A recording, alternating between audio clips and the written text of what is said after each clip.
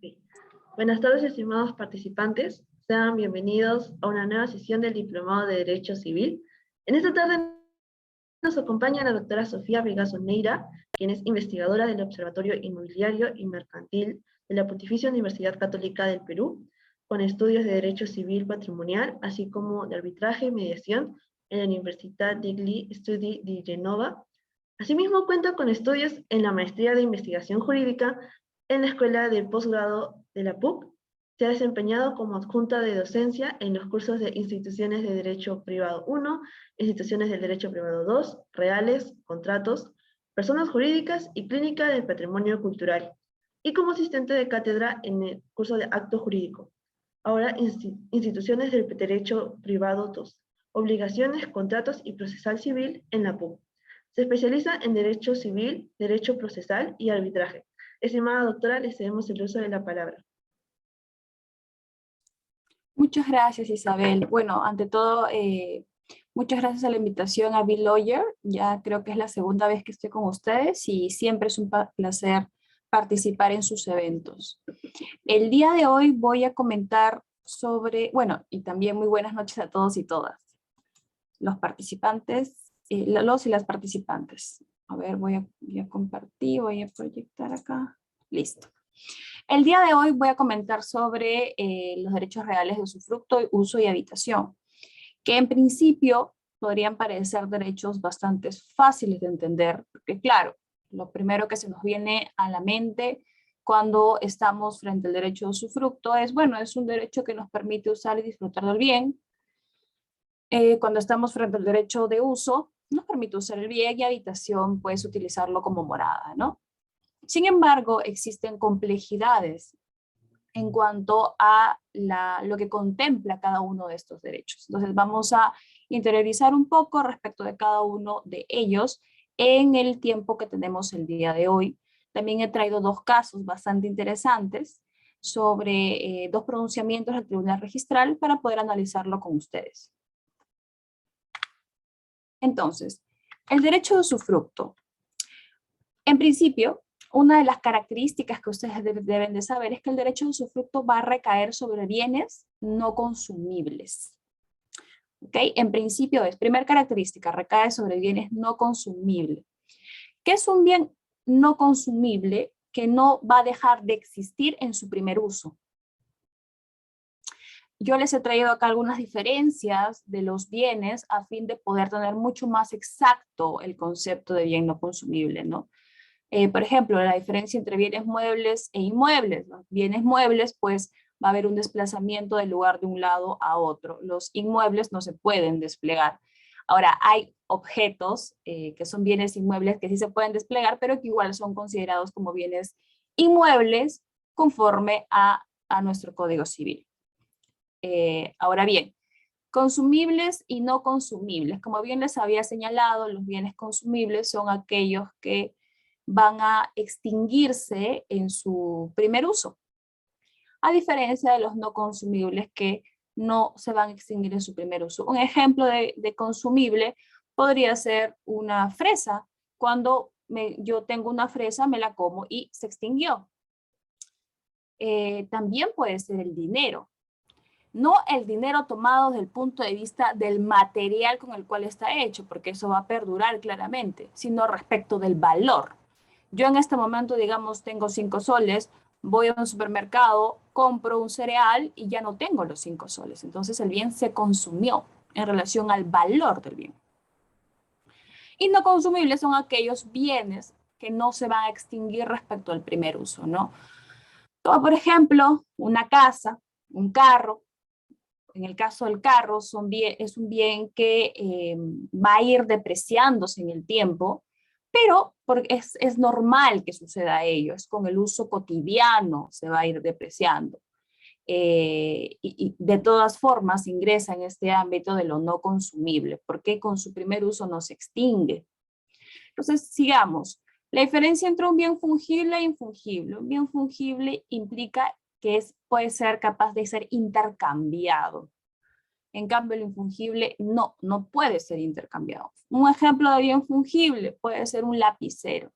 Porque, digamos, yo le vendo a María un lapicero, contrato de compra-venta, y él puede elegir, puede ser cualquier lapicero, no puede ser un lapicero azul de la marca Stabilo. Ok, ya lo estoy restringiendo un poquito más el ámbito, pero de todas formas hay muchos lapiceros de azules estabilos, con lo que igual es un bien fungible, es un bien intercambiable.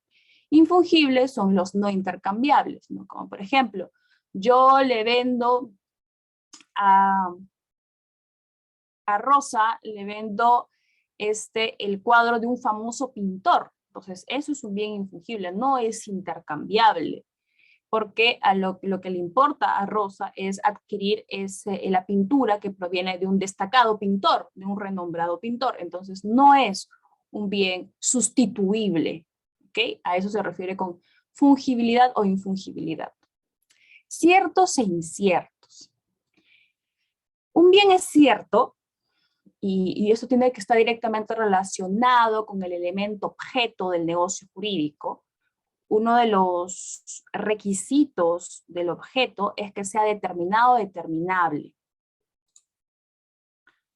Y claramente, para que sea determinado o determinable, deben haber ciertas características en el negocio jurídico que o determinen el bien o me permitan determinar el bien en un futuro.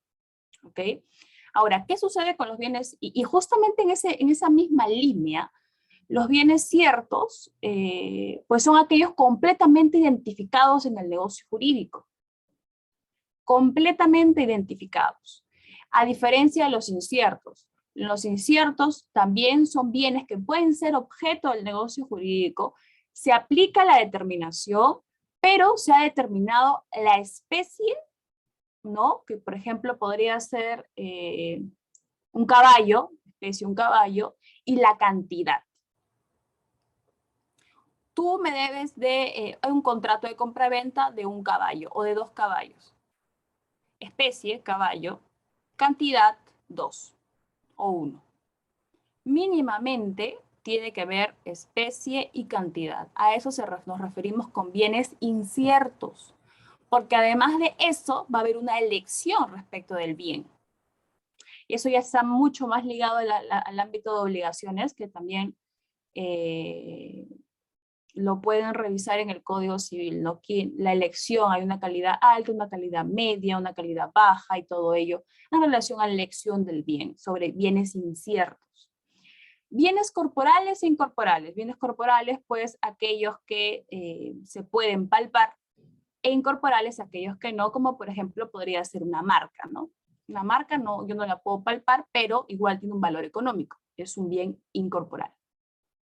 Entonces, tenemos que en el caso del derecho de usufructo, ahora, estos igual pueden ser, o sea, un solo bien puede tener varias características, porque no quiere decir que, digamos, la casa solamente está en la clasificación de bien mueble e inmueble, ¿no? Sino la casa es un bien inmueble, que no es consumible, que no es fungible, que seguramente es un bien cierto también y es un bien corporal. Entonces, digamos que estos bienes pueden tener varias de estas características. Entonces, nos quedamos con el que el derecho a usufructo va a recaer sobre un bien no consumible, en principio, porque existe el cuasi usufructo, respecto al cual vamos igual a comentar más adelante. Pero tengamos en cuenta hasta este momento que el derecho a usufructo va a recaer sobre bienes no consumibles, que no se van a extinguir en su primer uso.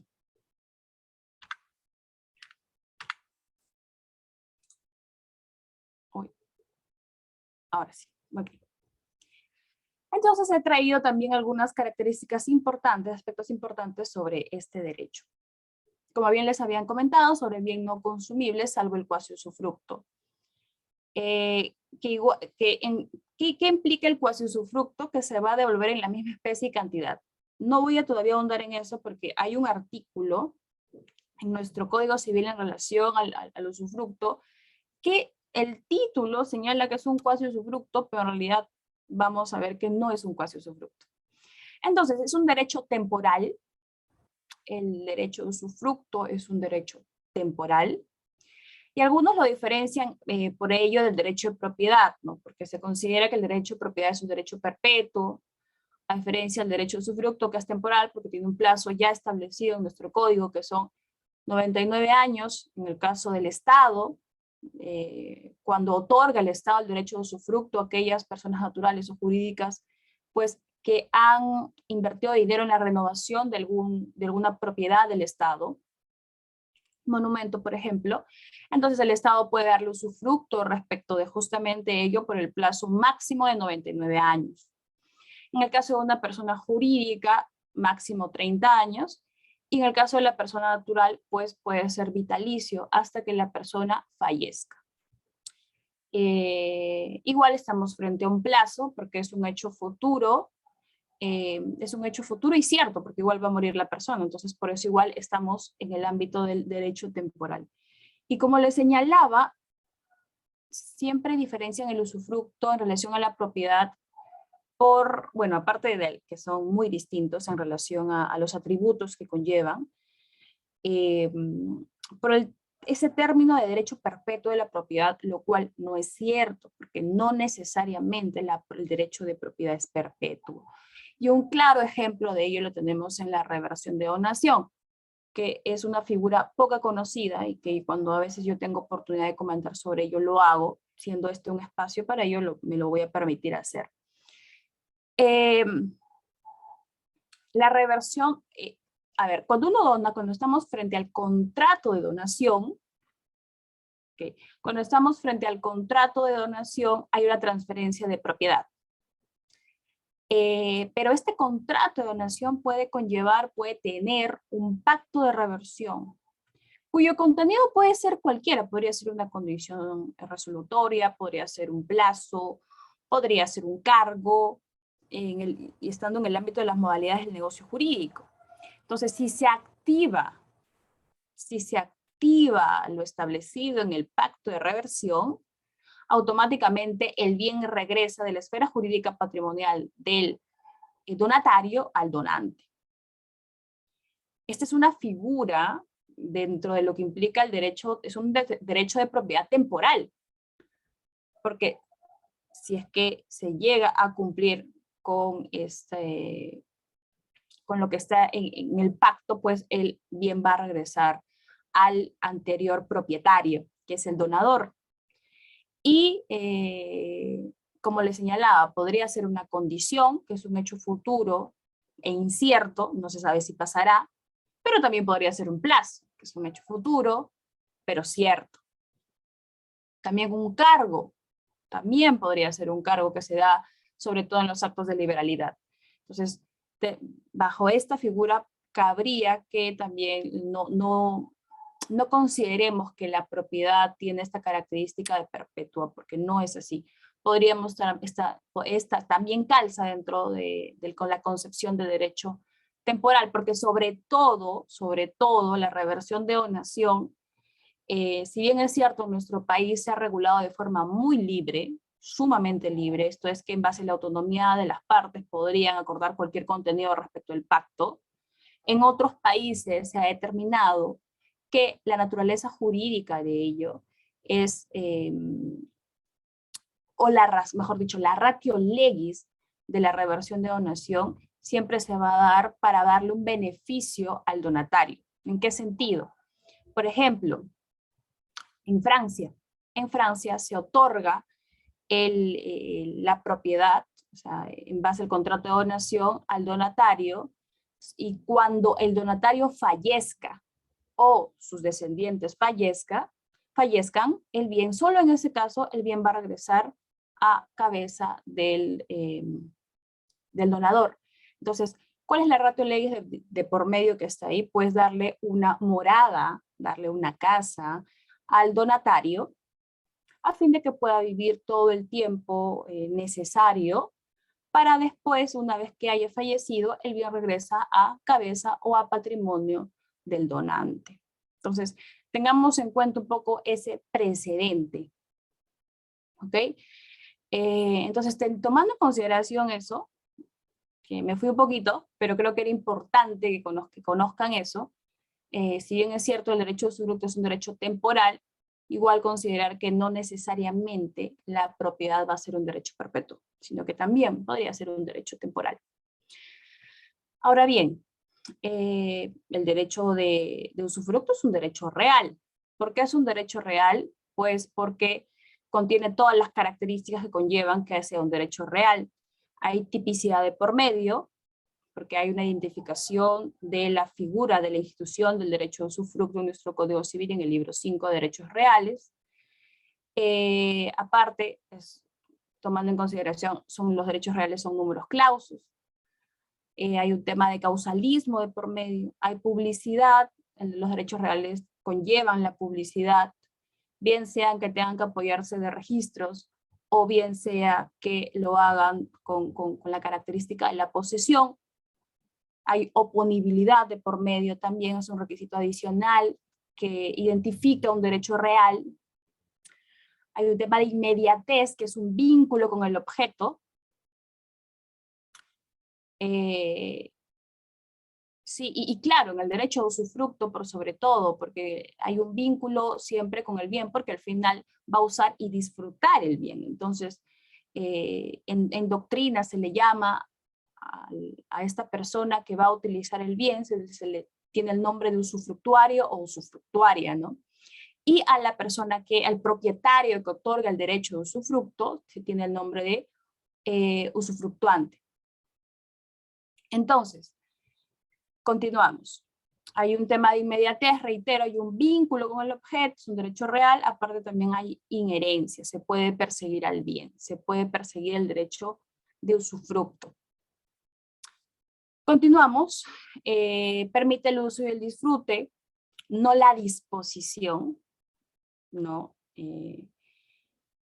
Respecto del bien, ojo, o sea, acá tengamos en cuenta eso, el derecho de usufructo permite el uso y el disfrute, pero no la disposición respecto del bien, porque quien tiene la disposición respecto del bien lo tiene el propietario, no lo tiene el usufructuario. El usufructuario tiene un poder de disposición respecto al derecho de usufructo, sí, al derecho de usufructo sí, pero no respecto del bien, porque eso le pertenece al propietario. Continuamos. Puede recaer sobre todo o parte del bien, o incluso en un porcentaje del bien. Existe el derecho de usufructo también respecto de alícuotas. También es posible que lo haya. De hecho, cuando veamos un caso del Tribunal Registral, vamos a poder ver que nos trae una pregunta justamente sobre ello y que quisiera resolverlo con todos ustedes antes de darle la respuesta. Es un derecho subjetivo. El derecho de usufructo conlleva un derecho subjetivo. En este caso, la facultad. Existe la facultad de uso y de disfrute. ¿Cuál es la diferencia entre facultad y poder, siendo ambos derechos subjetivos? En el caso de la facultad, yo soy propietaria, digamos, de un inmueble ubicado en Lince, tengo la facultad de usar, de disfrutarlo, con lo que no estoy modificando mi esfera jurídica preexistente. En cambio, si yo dispongo del bien, esto implica lo enajeno, se lo vendo a Isabel, mi casa, entonces ya es un poder. Porque ¿qué implica un poder? La afectación de la esfera jurídica preexistente. Entonces, antes de la venta yo era propietaria del bien, el bien estaba en esfera jurídica y posteriormente de la venta ya yo no soy propietaria. Una vez que yo he firmado el contrato de compra-venta, recordemos, entonces, en el caso de materia de bienes inmuebles, la transferencia del derecho real de propiedad se da tan solo con el consentimiento de las partes. Entonces, yo ya no soy propietario. A eso se le llama poder, a diferencia de facultad. La facultad es el uso, el ejercicio de los derechos inherentes a un objeto o relacionados al objeto, pero que no van a modificar la esfera jurídica del propietario. ¿Sí? Esa es la gran diferencia. Entonces, igual en este caso el propietario está delegando la facultad de uso y disfrute del bien, que posteriormente a que hace ello, pues obtiene el nombre de nudo propietario. Continuamos. como yo les había señalado en un principio, el derecho a usufructo va a recaer sobre un bien no consumible. Por ende, al ser un bien no consumible, va a conllevar que hayan deterioros normales de la vida ordinaria, de la vida cotidiana, claro que sí, y de ello no es responsable el usufructuario, salvo que, por ejemplo, destruya el bien con culpa, en ese caso sí es responsable, pero sí es un... Uy, se activó el audio de alguien, creo. Ok, continuamos. Entonces, si es el uso cotidiano, digamos, pues no hay ningún problema porque es parte de la vida de un bien, ¿no? Pero ¿qué pasa? Si cambia a nivel sustancial, ya es diferente, estamos frente a una situación distinta. No puede haber un cambio a nivel sustancial. ¿Y qué debemos entender con cambio a nivel sustancial? Debemos entender la integridad física y el destino económico. ¿Qué pasa? Yo tengo un campo, digamos, yo tengo una chacra en provincia, y que la tierra estaba preparada para dar fresas. ¿Sí? Yo sembraba las fresas, las cosechaba, y posteriormente doy un derecho de usufructo respecto de esa parcela a una de mis amigas. Celebramos el contrato y ok, ella ya tiene el derecho de usufructo. Esta amiga, que le vamos a poner Marcela, decide cambiar, decide que ya no quiere que haya que no sea una chacra destinada pues a dar fresas, sino decide poner una cancha de fútbol en esa parcela, objeto del usufructo. Y claro, la alquila y tiene el dinero, ¿no? Y dispone del dinero. Ha habido un cambio físico pues del bien. Porque una vez que se termina el usufructo, recordemos que al ser un bien no consumible, debe de retornar el bien. O sea, el bien en su especie, cantidad y además con las características que conllevaba a la esfera jurídica del propietario. O sea, la posibilidad, la facultad de uso y disfrute debe darse respecto del bien que en un principio entregó. Y tiene que ser ese el que se le entregue. Y reitero, obviamente van a haber, por el tiempo pues, de uso, pueden haber algunos desgastes, pero estos desgastes son cotidianos, o sea, son desgastes que se esperan. Pero si hay un cambio a nivel sustancial del bien, como en el caso del ejemplo que les he dado el día de hoy, pues entonces se está alterando el derecho de usufructo, no se está respetando el derecho de usufructo. Y claramente cabe una indemnización o un resarcimiento, que es distinto a indemnización. Entonces, también debemos entender como cambio a nivel sustancial cuando hay un cambio del destino económico. Digamos, yo otorgué a la misma amiga, Marcela, le otorgué un derecho de usufructo respecto de un bien inmueble en el que se impartían clases de inglés a niños. Y lo que ella hizo fue cambiar el giro del negocio y puso una pollería en ese inmueble. Me cambió el destino económico del negocio. También hay un cambio sustancial, porque cuando se termina el derecho de usufructo, yo no voy a recibir lo que en un principio otorgué o entregué, sino voy a recibir una pollería con todo el material que ello conlleva. O los cambios en la infraestructura, perdón, que ello conlleva. Entonces, no puede haber un cambio sustancial respecto del bien sobre el cual recae el derecho de usufructo. Pero, reitero, sí es posible que el bien cambie un poco o cambie las características porque claramente va a haber una pérdida de su valor conforme al tiempo que transcurra. ¿Ok? El primero ya lo había comentado, el usufructuante es el propietario, tiene ese nombre, el usufructuario es el quien recibe el derecho de usufructo. ¿Cómo se constituye el usufructo? Se puede constituir por ley, y un claro ejemplo lo tenemos en el inciso 8 del artículo 423 sobre la administración de bienes por parte de los padres respecto de la de los hijos. Digamos, ¿no?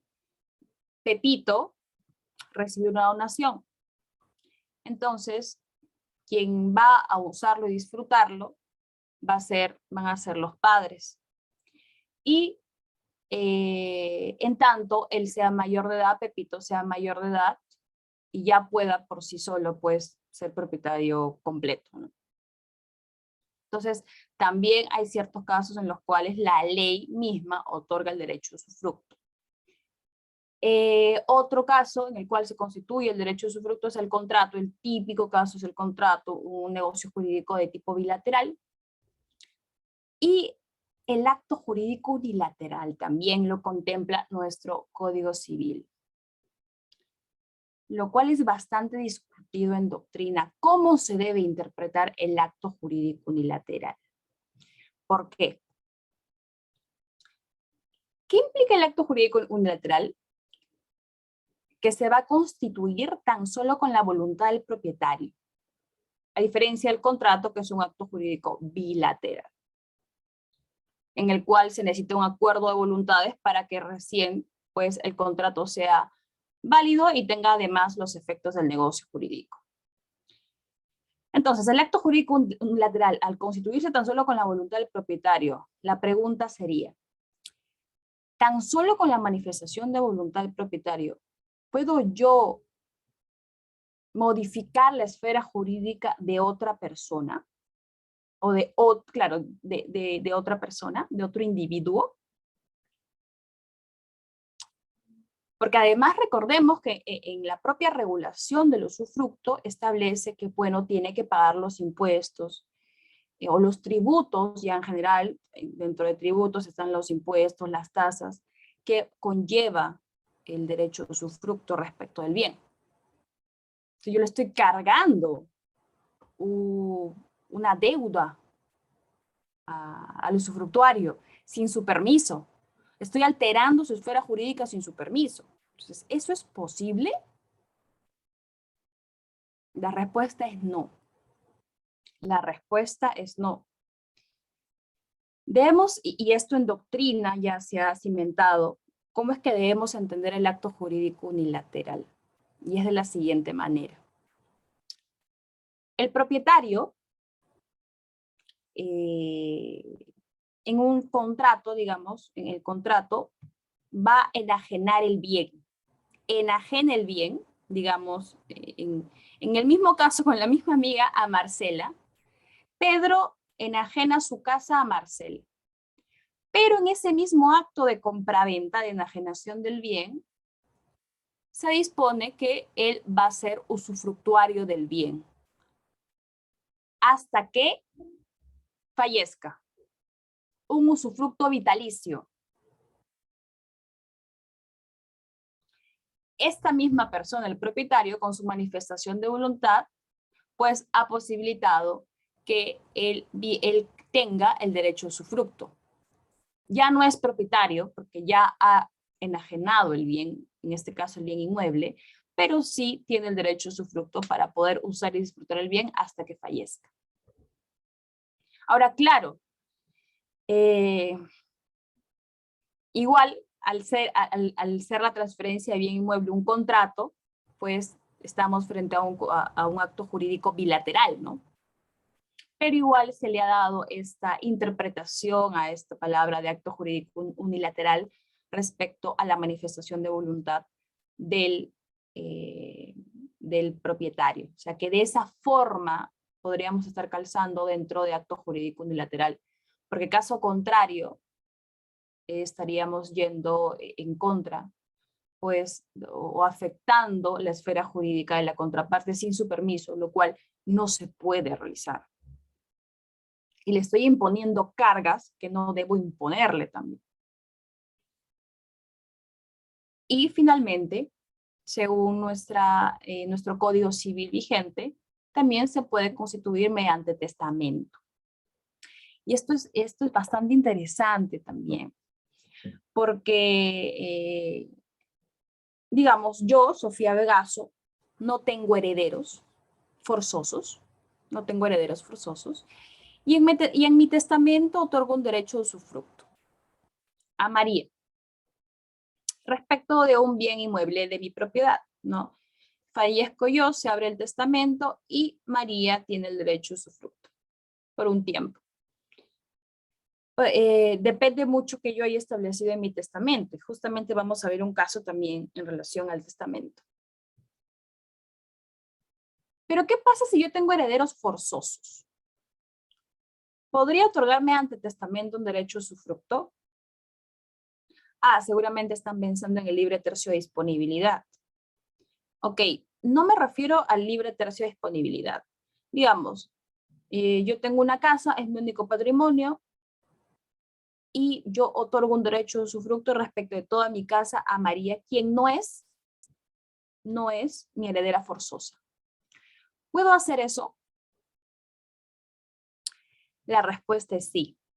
¿Por qué yo puedo hacer eso? Porque no estoy yendo en contra del derecho de los herederos. Porque, ¿en calidad de qué ingresan los herederos forzosos? Pues en calidad de propietarios. Lo que desean ser es propietarios de lo que yo, una vez fallecida, pues he dejado. Entonces, yo no estoy yendo en contra de su derecho. Ellos van a recibir el derecho de propiedad respecto al bien que es parte de mi patrimonio, o es mi patrimonio, que en este caso es este bien inmueble, pero yo he otorgado un derecho de usufructo a otra persona. No estoy yendo en contra del derecho de propiedad. Entonces, en concreto, ¿el derecho de propiedad y el derecho de usufructo pueden subsistir? Sí, pueden subsistir. No estoy yendo en contra del derecho de usufructo, ni el derecho de propiedad, perdón, de los herederos forzosos. Continuamos. El derecho de usufructo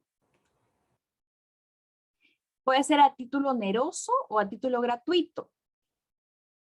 Si bien es cierto, la mayoría de veces es a título gratuito, también podría ser a título oneroso, o sea que haya una contraprestación de por medio.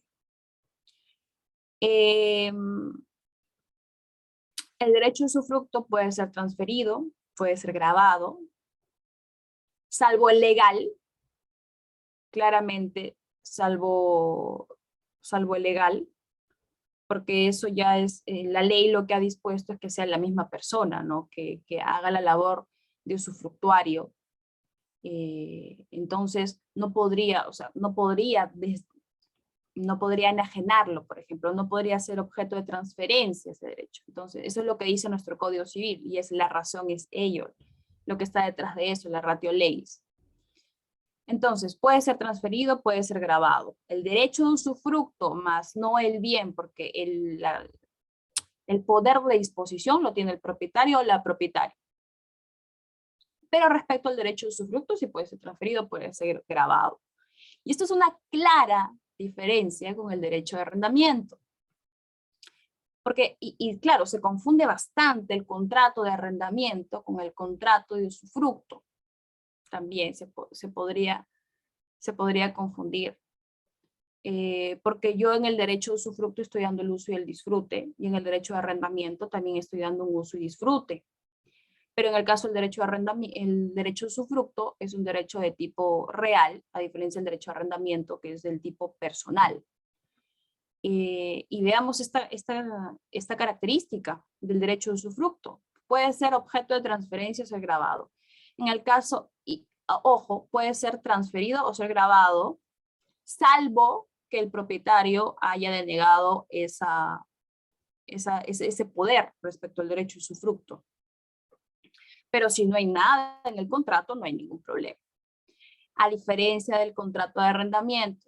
En el contrato de arrendamiento, si por ejemplo, el arrendatario, ¿no? La persona que alquila, desea subarrendar el bien, pues tiene que pedir autorización del dueño, del propietario. No lo puede hacer sin. La diferencia también va a conllevarse en relación al plazo. Como bien hemos podido visualizar, el usufructo pues, puede ser 99 años en caso del Estado, 30 años la persona jurídica y vitalicio en caso de las personas naturales. A diferencia del contrato de arrendamiento en el cual son máximo de 10 años.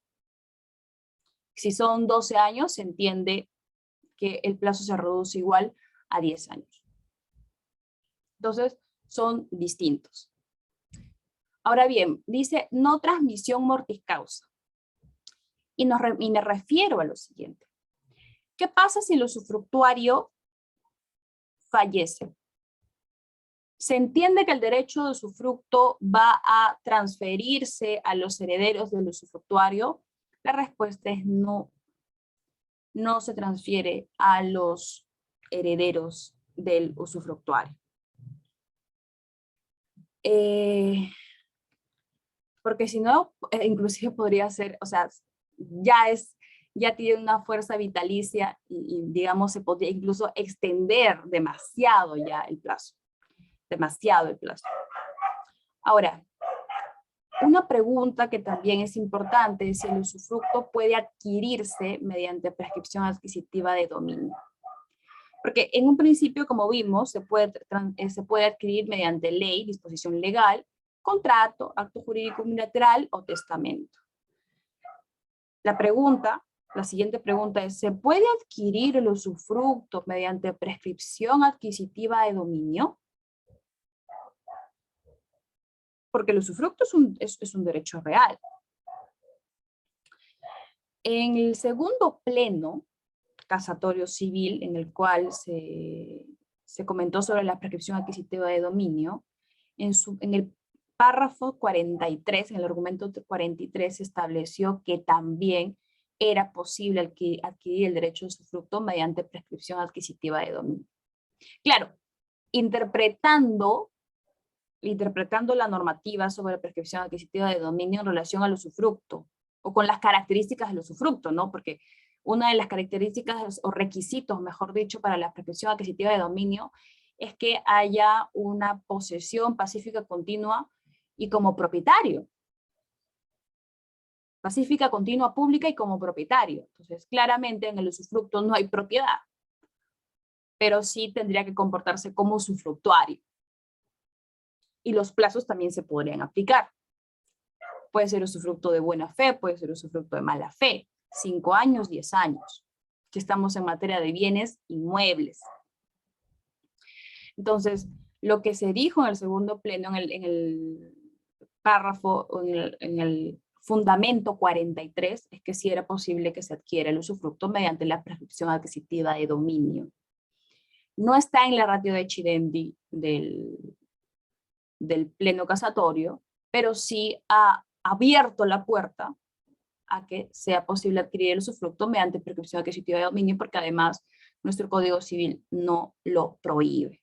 Entonces, igual tienen esa pregunta para que puedan interiorizar más si así lo desean.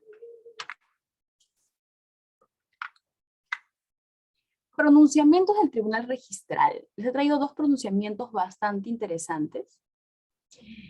En la resolución número 505-2017 se resolvió la siguiente pregunta. ¿Es factible que en un mismo acto el referido propietario constituya dicho derecho y transfiera gratuitamente la nueva propiedad a favor de sus herederos?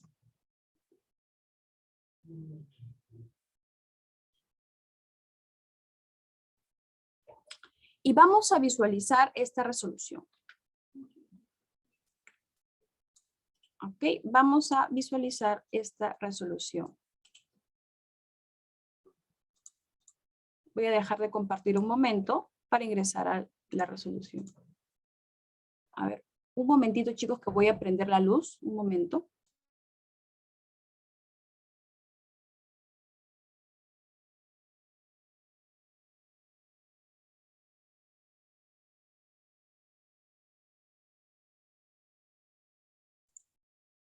Ok, discúlpenme si no me ven bien.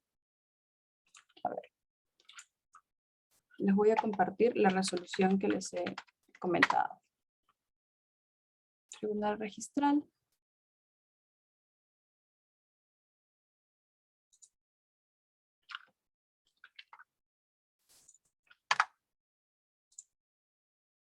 (505/2007, 2017).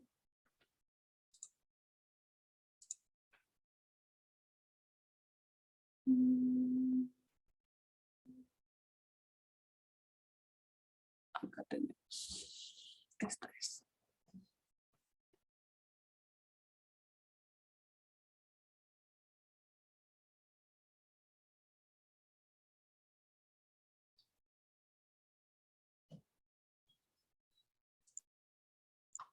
Ok, procedo a compartir. Esta es. Esta resolución. ¿Qué es lo que determinó el Tribunal Registral? Señala, procede la constitución de usufructo vitalicio a favor de sí mismo y la posterior o simultánea transferencia gratuita de la propiedad a tercera persona. ¿Qué se había solicitado en este caso? Mediante el presente título se solicita la inscripción de la adjudicación de predio como consecuencia de sustitución de régimen patrimonial de matrimonio inscrita en la partida tal, así como el anticipo de legítima del 50% de los derechos y acciones del predio inscrito en la partida electrónica. La registradora no llega, o sea, impugna eso, observa por lo siguiente. Con relación al primer punto, la observación se tiene que, de acuerdo con los artículos 999.000, inciso 2 del Código Civil, el derecho de usufructo puede ser constituido unilateralmente por el propietario a favor de otra persona, no a favor de sí mismo como ocurre en el presente. Lo que sí resulta procedente es reservarse el derecho de usar y disfrutar y por consiguiente transferir la nuda propiedad. ¿Qué sucede? Que en este caso lo que se quiso inscribir pues fue la transferencia de, o sea, lo que se quiso transferir en primer lugar era el derecho de usufructo, y la posterior transferencia del bien. ¿Y por qué, por qué la registradora observó ello? Porque se estaba viendo una identificación respecto de la propiedad. ¿Ok? Para que sea mucho más claro, vamos a bajar planteamiento de las cuestiones. Lo que nos dice es, procede la constitución de usufructo vitalicio a favor de sí mismo y la posterior o simultánea transferencia gratuita de la propiedad a tercera persona. Claro, si yo en un principio constituyo usufructo vitalicio a favor de mí, Sofía Vegaso, y posteriormente, dejamos atrás un ratito lo de simultáneo, posteriormente hago la transferencia gratuita de la propiedad a tercera persona, en un primer momento, ¿qué está sucediendo? Yo, Sofía Vegaso, soy usufructuaria, o sea, tengo el derecho de usufructo y adicionalmente soy propietaria. ¿Y qué señala el derecho de usufructo? El derecho de usufructo lo que señala es que va a recaer sobre bien ajeno. Es un bien no consumible, pero es un bien ajeno. O sea, yo, Sofía Vegaso, si soy propietaria de una casa, yo misma me voy a dar un derecho de usufructo a mí, cuando yo ya de per se, al tener el derecho de propiedad, tengo la facultad de uso y disfrute. Claramente no, de hecho es una de las formas de extinción del derecho de usufructo, porque es la consolidación. Y acá lo que se quiso hacer es que se inscriba la constitución de usufructo vitalicio a favor de la propietaria y la posterior o simultánea transferencia gratuita de la propiedad a una tercera persona. En este caso, el Tribunal Registral señaló, inscribió esta petición, debido a que en un solo acto se había realizado todo, tanto la constitución de usufructo como la transferencia del bien. Por eso es que dejó que se inscriba. Caso contrario, estamos hablando, por ejemplo, si hoy 31 de marzo, me doy un derecho de usufructo a mí misma, y posteriormente, no sé, en un mes transfiero el bien, pues claramente ahí ya de antemano se habría extinguido el derecho de usufructo, porque habría habido, yo al ser propietaria ya tengo el derecho de uso y disfrute del bien, no necesito un derecho de usufructo para poder disfrutar del bien. ¿Ok? Tengamos en claro eso. En este caso en concreto, todo se dio en un mismo acto. Por eso es que el tribunal registral declara como fundada la apelación y señala que debe inscribirse el acto. Continuamos.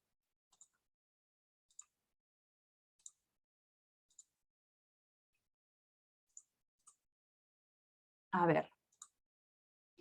Tenemos la resolución número 1897 del 2011 de SUNARP, en el que la pregunta que se analiza es si es incompatible el derecho de propiedad con el derecho de usufructo establecido a favor de la señora Cecilia de Ponte Paredes. ¿Qué había sucedido en este caso? Una señora que no tenía herederos forzosos dejó una casa a favor de uno de sus hermanos. De hecho, les he traído justamente el apartado del testamento, porque otorga el derecho de usufructo mediante el testamento. Tenemos una pregunta de Javier. ¿Puede repetir el resuelto por el tribunal respecto al usufructo y transferencia de propiedad? Sí, claro, Javier, no te preocupes. Lo repito para pasar ya de lleno a este caso que es bastante interesante. En el anterior caso, lo que el tribunal registral al final señala es que sí es posible inscribir el acto, porque todo el acto, tanto la reserva del derecho de usufructo como la enajenación del bien, todo se dio en un solo mismo acto. O si deseas verlo, todo bajo un solo contrato, bajo una sola escritura pública que subió todo junto a registros públicos. Por eso es que en ese caso se acepta la inscripción. ¿Quedó claro? ¿Quedó claro, Javier? Sí, doctora. Sí, muchas Perfecto. gracias. O sea, yo había visto esa figura, pero de forma distinta, en que primero se done o se anticipe y después, claro que dentro del mismo acto se constituya o se inscriba el usufructo, pero no que primero se constituya como propietario, o sea, yo siendo propietario constituye el usufructo y después disponga de la propiedad. Por eso me parece un poco contradictorio. Ajá, Sí, porque ya eres claro. propietario. Claro, claro. Lo que pasa es que justamente por eso decía que en este caso el tribunal registral ha establecido que sí es posible porque todo se realiza en un solo mismo acto. Si fueran en tiempos distintos, sí no podría hacerlo. Gracias, doctora. Entonces, entonces continuamos. Les he traído justamente el acápite o lo principal respecto de esta resolución en relación al testamento. Como les comentaba, esta señora pues no tenía herederos forzosos. Decidió dejarle a uno de sus hermanos, el señor Héctor Raúl Toledo, el derecho de usufructo respecto de un departamento, una cochera, teléfonos en las comunes y todo lo que ustedes pueden verificar en este apartado. Como dice, es mi voluntad, a la letra señala, es mi voluntad que al fallecimiento de mi hermano Héctor Raúl Toledo Paredes, la propiedad, el departamento, la cochera, teléfonos, zonas comunes y demás, que por hecho o derecho corresponde a dicho inmueble sea transferido a mi hermana Cecilia. Esto pasa después. A ver, discúlpenme. Vamos a leer desde el principio. Declaro no tener ni conocer heredero forzoso alguno. Por tanto, poseo la libre disposición del íntegro de mis bienes patrimoniales. Es mi deseo dejar en usufructo vitalicio el departamento de mi propiedad declarado en la introducción de este testamento a mi querido hermano Héctor Raúl Toledo Paredes. Hasta este ámbito tenemos que hay un derecho de usufructo a favor de Héctor Raúl Toledo Paredes. Es un derecho de usufructo vitalicio, o sea, hasta que él fallezca. Continuamos. Es mi voluntad que al fallecer mi hermano, la propiedad, el departamento, la cochera, teléfonos, zonas comunes y demás que por hecho derecho corresponda a dicho inmueble, sea transferido a mi hermana Cecilia de Ponte Paredes, su otra hermana, y a sus 2 hijos.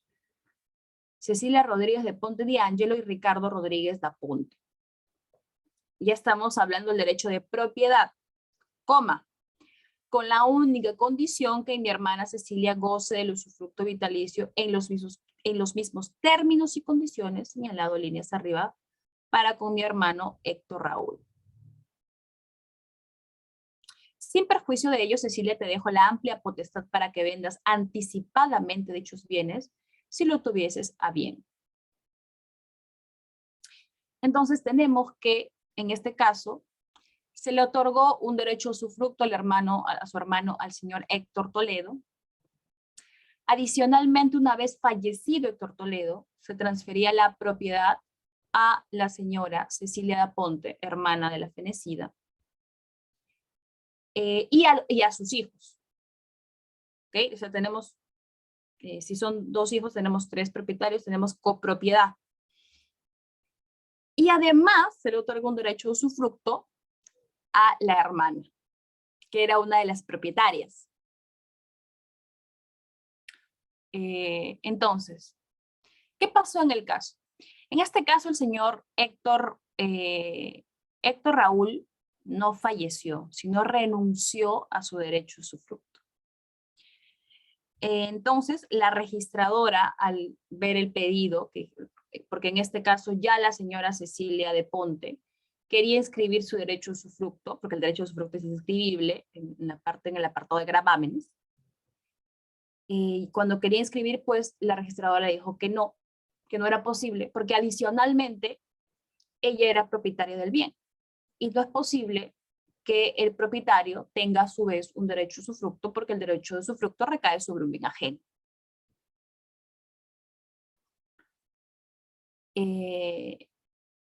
La señora apeló y ya se fue en pregunta al tribunal registral. Y lo que dijo el tribunal registral, la pregunta que absolvió es la siguiente: ¿es incompatible el derecho de propiedad con el usufructo establecido a favor de Cecilia de Ponte Paredes? En este caso, el tribunal registral señaló que no es incompatible. Y si bien el testamento establecía que tenía que fallecer el hermano para que nazca el derecho de usufructo a favor de la otra hermana, la señora Cecilia da Ponte, debía haber una interpretación de la última voluntad de la fenecida. Una interpretación adecuada, porque la interpretación de la fenecida no era que fallezca su hermano, ¿no? Sino que si su hermano ya no necesitaba el bien, pues que ahora lo use y disfrute la hermana, la otra hermana. Entonces, esta es la interpretación respecto de ese apartado que realiza el tribunal registral. No vamos a ir en contra de la última voluntad de la fenecida, sino que ahora el derecho a usufructo lo tiene Cecilia da Ponte Paredes, quien a su vez es propietaria. Pero ¿qué sucede? Cecilia da Ponte no es la única propietaria. Cecilia da Ponte es copropietaria con sus hijos.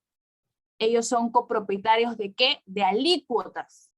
Porque en la copropiedad yo no puedo decir esto es mi bien, o no sé, para hacerlo un poco caricaturesco. El baño es mío, un cuarto es mío. Yo no puedo hacer eso. Estamos frente a un departamento. Yo no puedo decir la cocina es mía, porque todavía estamos en el mundo de la alícuota. Tienes un porcentaje, sí, pero el porcentaje podría recaer respecto a cualquier parte del bien. Ya una vez cuando pasemos por el proceso de división y partición, recién vamos a establecer cuál es tu propiedad. Antes, tú tienes una alícuota que puede recaer respecto de cualquier parte del bien. Entonces, tenemos una copropiedad, pero además tenemos el usufructo, porque lo que quería la hermana fenecida era que su hermana, la señora Cecilia da Ponte Paredes, use y disfrute el bien en su totalidad. Eso es lo que querían, en este caso, la hermana. ¿Por qué? ¿Qué sucede? La señora fue bastante cuidadosa con la redacción, creo yo, del testamento. Porque si estamos frente a una copropiedad,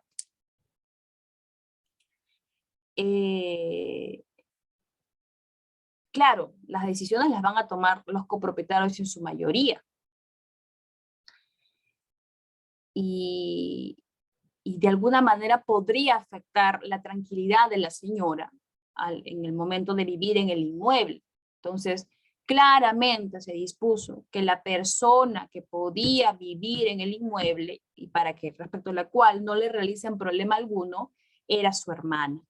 Por eso es que en este caso, el tribunal registral lo que establece es que no hay una incompatibilidad entre el derecho de propiedad y el derecho de usufructo. Son formas distintas. Hay una copropiedad, hay 3 personas que son copropietarias, que tomarán decisiones respecto del bien en su conjunto, o respecto de sus alícuotas también, porque hay una regulación también distinta respecto a la copropiedad, que se pueden tomarse decisiones en conjunto. Respecto al derecho de usufructo, porque el derecho de usufructo te permite usar y disfrutar el bien. Entonces la señora ya se estaba asegurando, la fenecida se estaba asegurando que su hermana use y disfrute del bien por sí sola. Ya dependerá de la hermana si comparte este derecho de usufructo con los demás o no lo comparte. En principio, claramente sí es trasladable el derecho de usufructo a la familia, con lo que sus hijos también tendrían el derecho de usufructo, pero porque en principio su mamá lo adquirió vía testamento. Entonces, continuamos. Vamos a dar un salto rápido por la hora también, que son las 7. Respecto al derecho de uso y habitación. Lo que nos dice, nosotros tenemos 4 artículos sobre el derecho de uso y habitación porque básicamente se utiliza la normatividad del derecho de usufructo. Y lo que nos dice el 1027 es, cuando el derecho de uso recae sobre una casa o parte de ella para servir de morada, se estima constituir el derecho de habitación. El derecho de uso es como un mini derecho del derecho de usufructo. ¿Sí?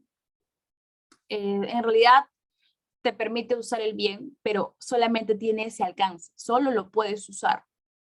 Entonces, por ejemplo, ¿no? yo te doy un derecho de uso respecto de un almacén.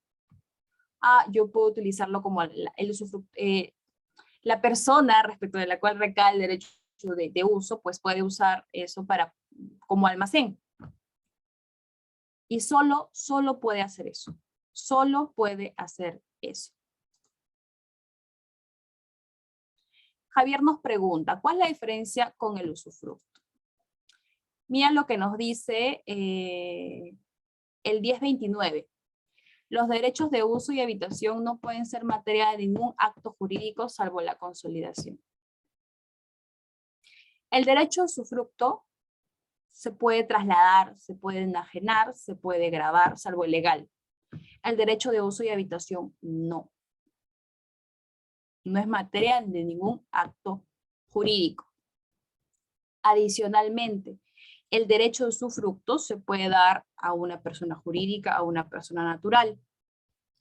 El derecho de habitación, que es un derecho de uso, el derecho de habitación que se usa como morada, ¿se puede otorgar a una persona jurídica?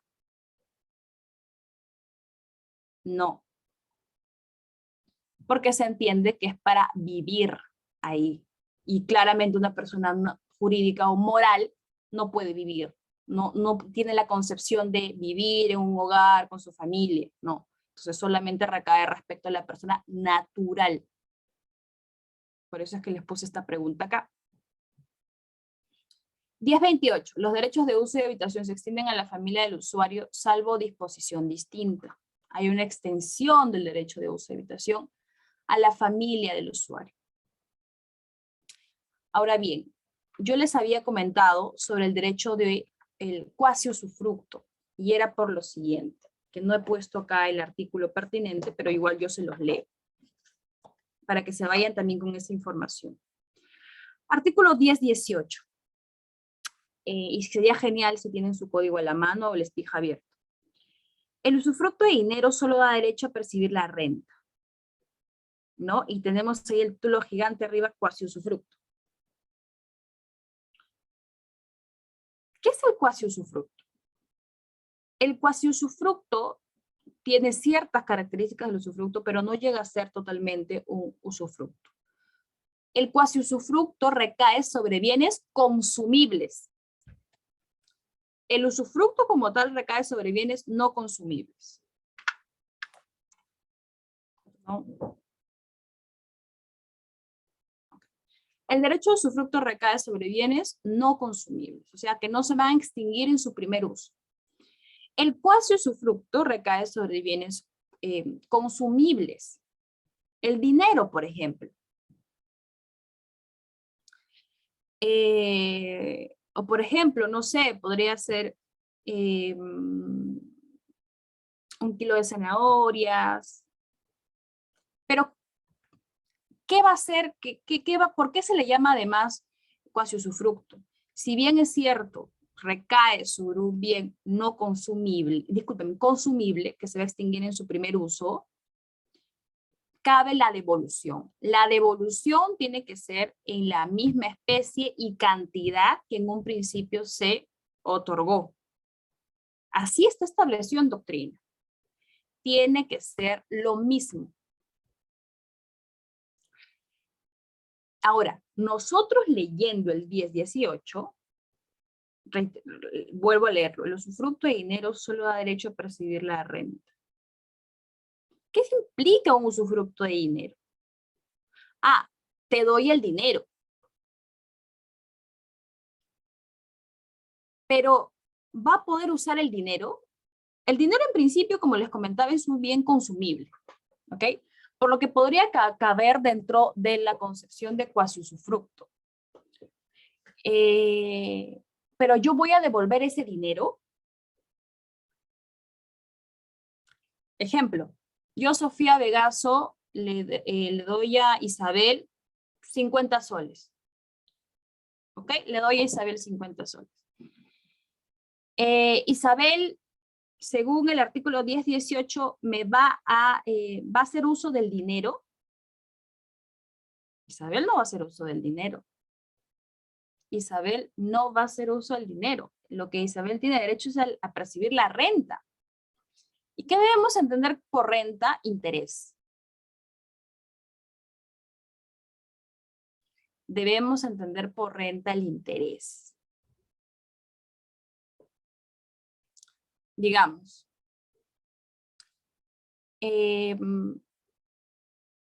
a ver, ok, yo tengo en un banco el Pichincha, porque el Pichincha, por ejemplo, tiene esta cuenta de suma y crece, ok, diferente a otros bancos que tienen este plazo fijo que no te dejan tocar el dinero. Vamos con el Pichincha. Entonces, tengo el monto de $50,000, digamos, y yo le otorgo un derecho de usufructo respecto al dinero a Javier. Y según el artículo 10.18, solo tiene derecho a percibir la renta. En este tipo de cuenta que está en el Pichincha, que es parecido a una cuenta a plazo fijo, la única diferencia es que me permite continuar aportando, diferente a una cuenta a plazo fijo que no te permite continuar aportando. Está congelada. En el caso del Pichincha, ok, te deja continuar aportando. Yo doy un usufructo respecto a esa cuenta, o ese dinero. ¿Ok? Digamos que tengo $50,000 ahí. Y me están pagando mensualmente un interés. En este caso, Javier tiene un usufructo respecto al dinero.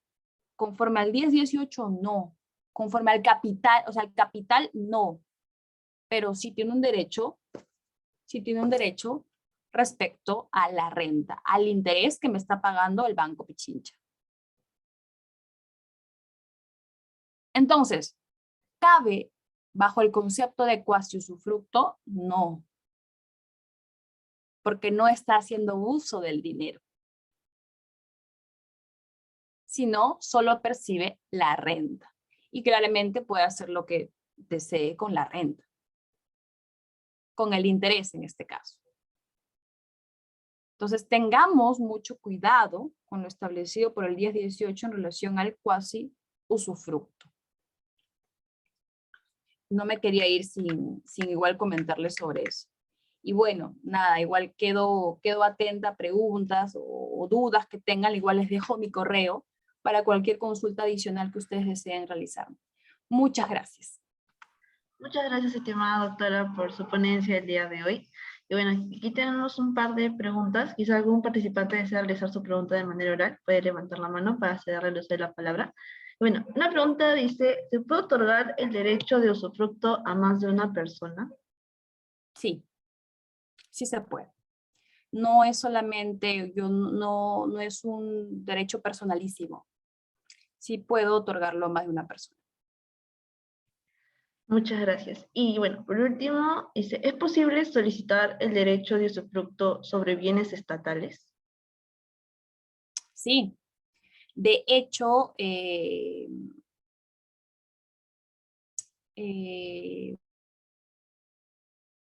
una manera, ¿no? Es cuando, justamente lo expliqué cuando estaba comentando sobre los plazos.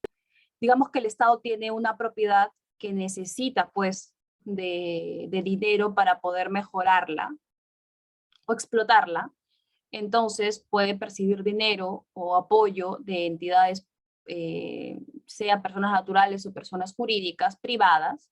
Entonces, digamos que en contraprestación, lo que hace el Estado es otorgar un derecho de usufructo, pero por el plazo máximo de 99 años. Así que sí es posible. De acuerdo, doctora. Bueno, agradecerle nuevamente de parte de todo el equipo de Biloya por acompañarnos en esta noche y esperamos seguir contando con usted en una siguiente oportunidad. Muchas gracias. Muchas gracias y igual muchas gracias a todos y a todas. Ya nos estamos viendo en una siguiente oportunidad. Cuídense. Igualmente, doctora, muchas gracias. Y gracias a nuestros participantes por acompañarnos en esta noche. Nos reencontramos el día lunes 4 de abril a las 6. Buenas noches.